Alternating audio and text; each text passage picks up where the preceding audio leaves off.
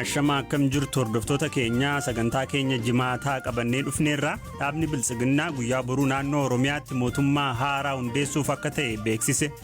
Amma mootummaan borii kaasee hin hundaa'a. Borii kan Oromiyaa hin hundaa'a. Paartilee morkattootaa karaa nagaadhaan filannoo darbe keessatti hirmaachaa turan. Garuu immoo teessoo hin arganne biyya bulchuu keessatti akka gahee taphatan kun hojiirra hin oola. Gamkaaniin hawaasnii fi jaarmiyaaleen diyaaspooraa Oromoo mormii mootummaa Itoophiyaa irratti godhamu deeggaruuf koongireesii ijaaru.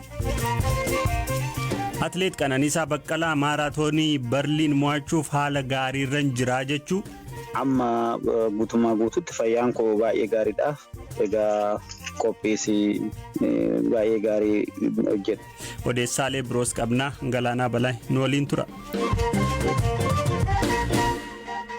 Tajaajilli maallaqa daddabarsaa gama moobaayilaa Itiyoo Teleekoom ka Teeleebir jedhamu hojii jalqabee ji'a 4 keessatti birriin biiliyoona 1.1 socho'uu ibse.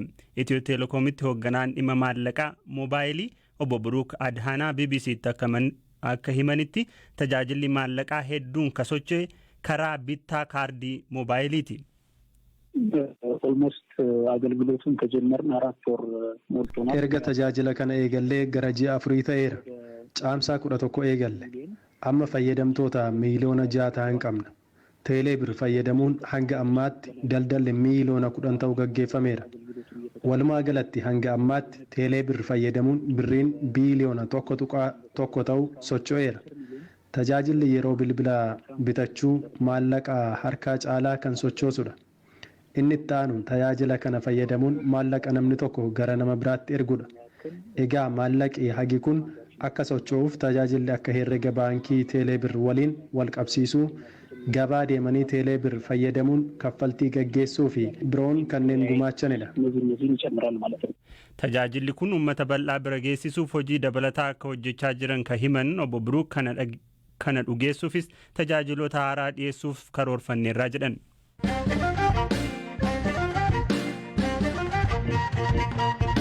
Erga bara 2019 dorgommii kamuurrattuu kan hin hirmaannee fi koronaa vaayirasiinis qabamee ka fayye Atleet Qananiisaa Baqqalaa maaraatoonii Berliin dilbata dhufuurratti qabxii gaarii galmeessuuf qophaa'u BBC'tti hime. Waggoota lamaan darban bu'aa bayii keessa darbe simeera. Egaa qophiin koo gaariidha. Akkuma beekamu waggaa lamaan darbe kana keessa wal dorgommii maaraatoonii hin goone because COVID-19 wal dorgommii irratti hirmaachuu hin dandeenye baay'inaani. Bara darbe immoo London irratti silaanan hirmaadhayyuu xinnoo lukatu shaakala irratti na butamee ture. Sababa saniin London odoon fiignan hafe amma guutummaa guutuutti fayyaan koo baay'ee gaariidha. Egaa qophiisi baay'ee gaarii hojjedhe. Egaa amma sanbata dhufu nan hirmaadha jedheen yaada. Tole amma Berliin galtee jirtaati? Berliin hin jira har'a ganaman gale. Kanaaf haalli qilleensaasaa akkam argaa jirtutti wanna danqaasitti ta'u sitti hin fakkaatu? Egaa gaariidha amma qilleensi har'a qilleensi isaa baay'ee gaariidha. Egaa ta'u malee har'arra immoo sanbatarra hin jijjiirama jedhanii foorkastiin isaanii egaa qilleensa kanarra mijaa'aa ta'a jedhaniiti yaadama. Gaariidha qilleensi isaa. Tole dorgommii kanarratti ati dorgomaan qormaatanatti ta'a jettee yaaddu atleetiin eenyu fa'aadha kan hirmaatan? Egaa wal dorgommii irratti akkuma beekamu hunduu dorgomaa cimaan ta'a jedhee seenaa. Wal dorgommii irratti eenyu dorgomaa cimaa akka ta'u duraan dursitee tilmaamuun xinnoo in ulfaata. Haa ta'u malee wal dorgommii kana irratti ijoollee cimootu irratti hirmaata. Kan akka Guyyii Adoolaa fa'aa hin jiru ijoolleen. Akkasuma Keeniyaanonnis hin jiru. Egaa wal dorgommiinis laafaa ta'a jedheen yaadu. Ayyee waggoota lamaan darban bu'aa bayiiwwan akka dhuunfaattis akka ogummaa keetiin mudatan muraasatu nu ibsite. Egaa akkuma beekamu wal dorgommii olompikii baranaa darbe kana Tookkiyoo irratti silaanaan hirmaadhaa ture. Hirmaachuus qaban ture. Egaa inaanfa sababa nama tokkootinan wal dorgommii irraa hafuu danda'e. Dhiibbaa guddaatu irratti uumame. Qabxiinis immoo akkuma argitan sanii wal dorgommii san irratti garuu waan itti gaddeen jira wal dorgommii san irratti jechuun hirmaachuu odoon qabu nan hirmaachifne. Maal godhuu hin danda'arse. Si qabee akka ture. Haa ta'u koronaa irraa dandamadheen ture. Koronaa baay'ee sin dhukkubsanne.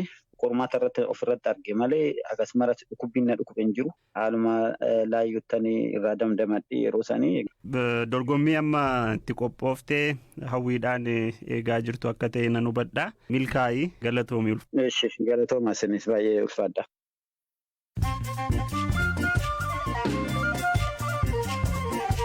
Dhaggeeffattoota gidduutti ammoo odeessaalee gaggabaaboo muraasa. Hoogganaan duraanii amantaa Taalibaan adabbii cimaa akka ajjechaa fi qaama hir'isuu Afgaanistaan keessatti deebi'uufii jedhan. Mullaa Nuruddin Turaabii amma mana hidhaa hoogganaa akka jiru AP'tti akka himetti adabbiin qaama hir'isuu haaraan nageenyaaf barbaachisaadha jedhan. Adabbiin akkasii kun akka Taalibaan bara 1990 keessa gochaa ture san uummata fuulduratti kan raawwatamu hin ta'u. Mootummaan UK Itoophiyaa dabalatee deeggarsa maallaqaa biyyoota naannichaaf kennu hir'isuuf murteessu beeksise. Koreen paarlaamaa UK ammoo deeggarsa maallaqaa mootummoota biyyoota Afrikaa muraasaaf kennu hir'isuuf murteessuun of tuulummaadhaa akka malees nama mufachiisaa jechuun qeeqeera. Qondaala mootummaa Yuugaandaa maallaqa deeggarsa hawaasaa miidhamanii gargaaruuf ergame hatuun himatame irratti hidhaan waggaa 40 fi adabbii maallaqaa $5 miiliyoona 5.4 irratti mure. Waajjira ministeera muummeetti hojjetaa herreegaa akka ture Godfrey Kazindaa walumaa galatti maallaqa $26 miiliyoona 26.4 hatuusaa AFP'tu gabaase.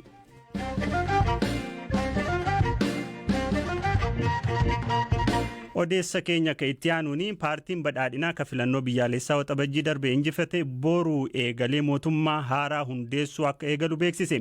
Dubbii himaan dhaabichaa Dr. Biqilaa Urrisaa ibsa BBC'f kennaniin guyyaa boruu mootummaan haaraan naannoo Oromiyaa akka hundaa'u himaniiru.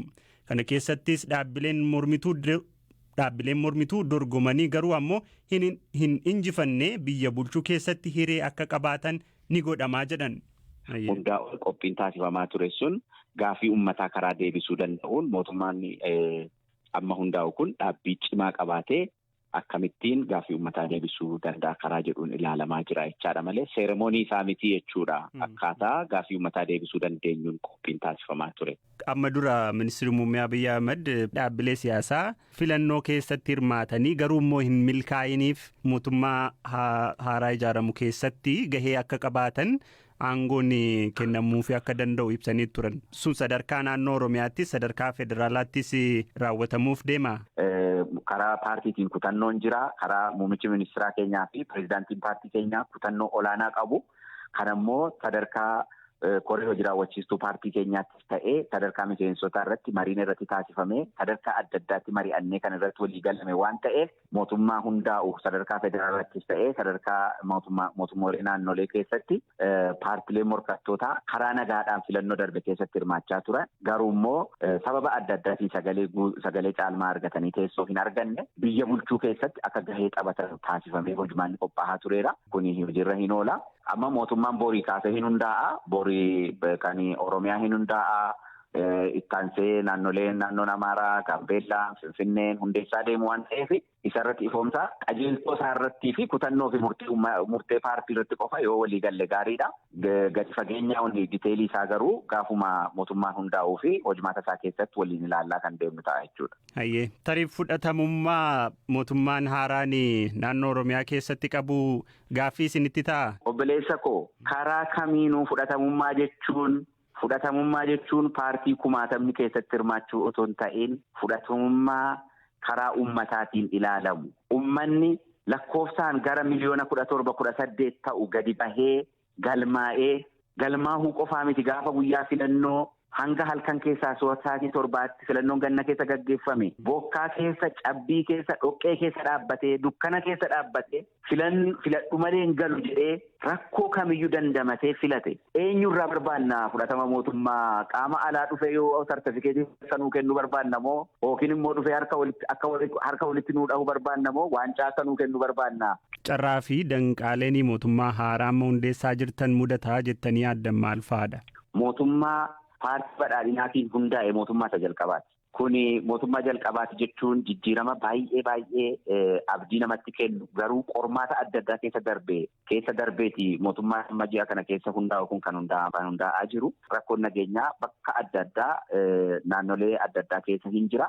kuni qormaata guddaadha. Kanaafuu mootummaan amma hundaa'u kun qormaata guddaa sun ta'in akka carraattis fudhatee hojii manaasaa isa jalqabaa godhee nagaa fi tasgabbii fi nageenya uummata kanaa nageenya lammiilee eegsisuun xiyyeeffannoo guddaadhaan kan hojjetamu ta'a. Dhimmoota mariidhaan tasgabbiidhaan uummata hirmaachisuudhaan hayyoota hirmaachisuudhaan qaamota adda addaa dhimmi biyya kanaa nagalcha jedhan hunda isaanii hirmaachisuudhaan dhimma biyya kanaa irratti waliigaluunii fi lammiileen biyya kanaa tokko ta'anii biyya waliinii ijaarrachuun akkaataa barbaachisuun mariin barbaachisaadha.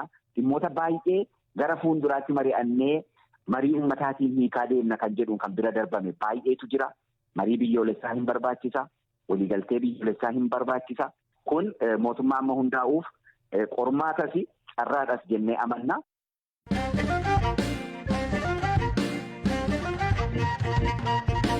Gama kaaniin hawaasnii fi jaarmiyaaleen Oromoo diyaaspooraa tibba kana Ameerikaa Minisootaatti wal arguun Koongireesii Oromoo idil addunyaa hundeessuun hooggantoota filataniiru.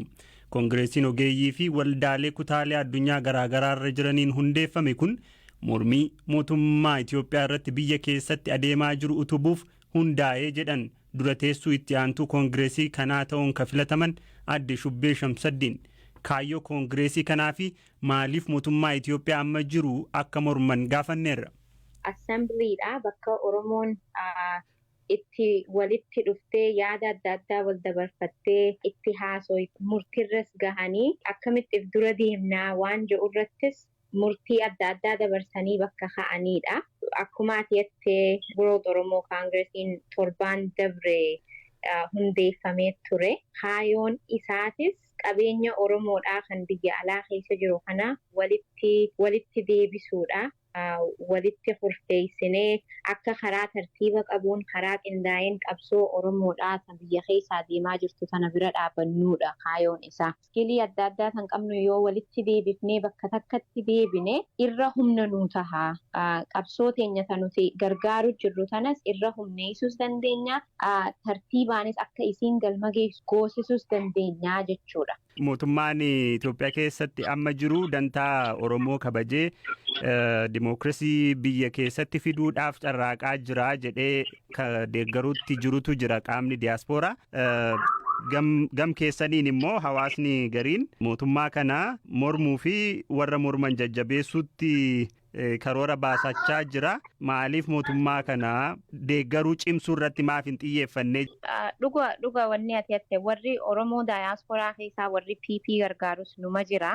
Garuu oduma jiraniitu mootummaan kun mootummuma deddeebi'ee ilmaan Oromoo karaa adda addaatiin miidhaa jiru, ilmaan Oromoo ajjeesaa jiru, saba Oromoodhaa karaa politikaatiin cunqursaa adda addaa irra gaggeessaa jiru. Mootummaan kun gabaabdumatti mootummaa Oromummaa balleessuudhaaf dhaabbate. Mootummaa saba Oromoo balleessuuf dhaabbate. Mootummaa biyya Oromoodhaa hiree karaa adda addaatiin hiree daangaa isiisan cabsee jalatti deebisuudhaaf mootummaa dhaabbateedha. Oromoon baay'inaan wanni kun nuuf hin tahuu jedhee waan amaneef wanni kun nuuf hin tahuu mirgi Oromoodhaa sarbamuun nuuf gahee Oromoon du'uun nuuf gahee kana dura dhaabbanneef irraa ittisuu danda'uudha qabnaa waan irra guddaan Oromoodhaa jedhee fudhateef barbaachisaa ta'e. So warra waan kana mormu wajji dhaabbannee isaan deeggaruun barbaachisummaadha gaas. Maal gochuudhaan gumaachuudhaaf hundooftan? Ati gabaabdumatti gaa wanni nuti isaan itti gargaaruu barbaannuun tokkoffaa karaa diinagdeetiin, lammaffaa yaada adda addaa walii dabarsuudhaaf, beekumsa walii hiruudhaaf